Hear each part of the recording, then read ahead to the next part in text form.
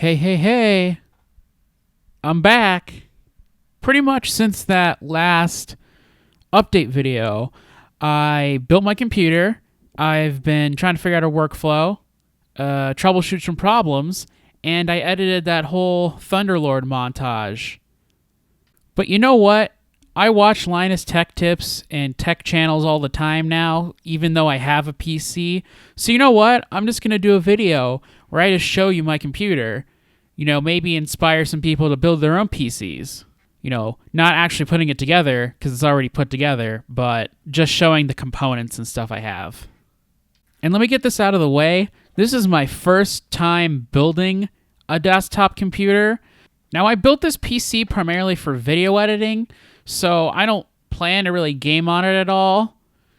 Funny enough, because once you see the graphics card, you're going to be like, why are you just only video editing on that? Why aren't you gaming on that? But it's just a personal preference I have. Now, the first thing that you'll see is the case. I got the Corsair 275R on Amazon, and I actually really like the look of this case. It's got this nice matte black finish. I think the side looks really nice, the non-windowed side with the plastic and everything. It just looks very sleek and discreet, but like a little bit stylish at the same time, which is definitely the way I like my aesthetics. By the way, if anybody wanted to see my cable management, here it is. Obviously, pretty terrible cable management, but I'm not very good at this, and this is my first PC build, so. My power supply is the Corsair CX650M. I got this from a friend, and, shout out to him. But this is just a super basic power supply, nothing really special about it. It's a little bit modular, so that's nice. My SSD is a Samsung 860QVO 2TB. I didn't opt for an M2 because I really didn't see any sort of advantage with getting an M2. My RAM is a Corsair Vengeance DDR4 3200 megahertz. It's a set of 32, each stick being 16 gigs. My CPU is the Ryzen 7 3700X, 8 cores, 16 threads, just using the stock cooler on the Ryzen though, but it does look insanely nice.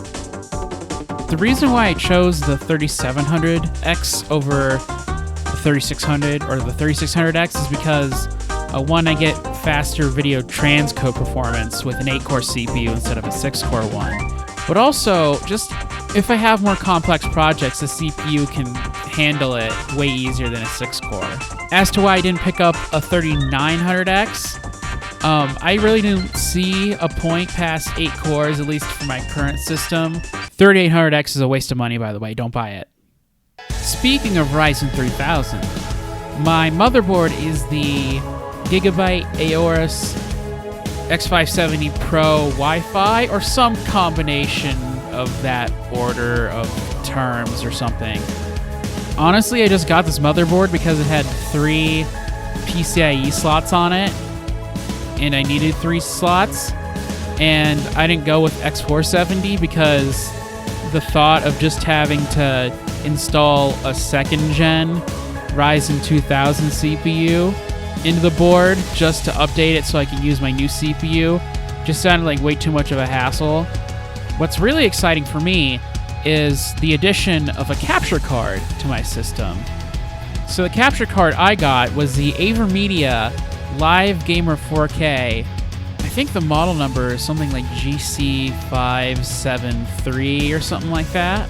When I bought it, it was pretty much the clearly better option compared to the Elgato 4K 60 Pro, especially considering that this card can do HDR when the old 4K 60 Pro couldn't. But between building my PC and this video coming out, Elgato pretty much just dropped the 4K 60 Mark II, which is way smaller and has HDR and pretty much has like almost caught up with the AverMedia and is cheaper as well. I actually specifically got this capture card not just because it was better price performance compared to the Elgato one, but also because of a My Life in Gaming video where they talked about it and how good the compatibility is with all these weird refresh rates and console outputs and stuff like that. 960p, 1200p, RGB modded NES, PC Engine, VGA, Dreamcast, GameCube, they all work, and I haven't noticed any drops yet. So my first graphics card, yes, first, is the AMD Radeon 7. I believe it's the XFX model variant. It's not like it matters because they all look the exact same anyways.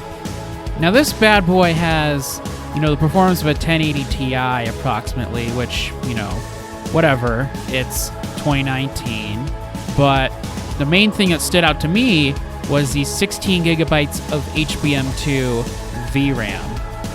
VRAM is very important in video editing if you have a lot of different plugins and effects and stuff like that going on. So I decided to get this card because I didn't really want to run out of VRAM. I know that Adam Taylor from Epos Vox has run into issues where he runs out of memory on his 1080 Ti and rendering videos, and that has 11 gigabytes. The Radeon 7 is a really nice looking card, I think. It's got lighting on the side and then the little R on the corner, but it's not super duper flashy. I actually appreciate how minimalist the card is. But AMD's drivers have just been giving me a giant headache. But that's a whole other video in and of itself. So stay tuned. Now my second graphics card is the EVGA 1050 Ti. I couldn't think of a more perfect card to pair with my Radeon 7 because that is huge and uses two power connectors, whereas the 1050 Ti, I don't have to worry about plugging anything in aside from in the PCIe slot. My friend who gave me his old power supply also gave me his old 1050 Ti, so once again, shout out to him. I mainly use this graphics card for encoding video recorded off of the capture card. Actually, if you just use the graphics card specifically just for video encoding, it could do something like 4K 130 frames per second or something ridiculous like that. The final recording, I mean the 1050 Ti is so good at video encoding, even in H.265, it pretty much outstrips what my capture card can take in max, which is 4K 60 HDR, so... Well, that does it for the main PC build itself. The accessories would likely be another video, but honestly, they're so boring, I don't feel that compelled to make a video talking about them at all.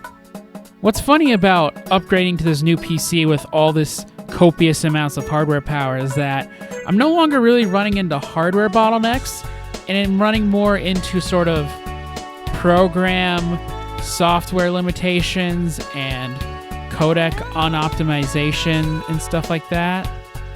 I could practically do anything really to my heart's content, but it's just a matter of if the program is really well optimized for any sort of decent system at all.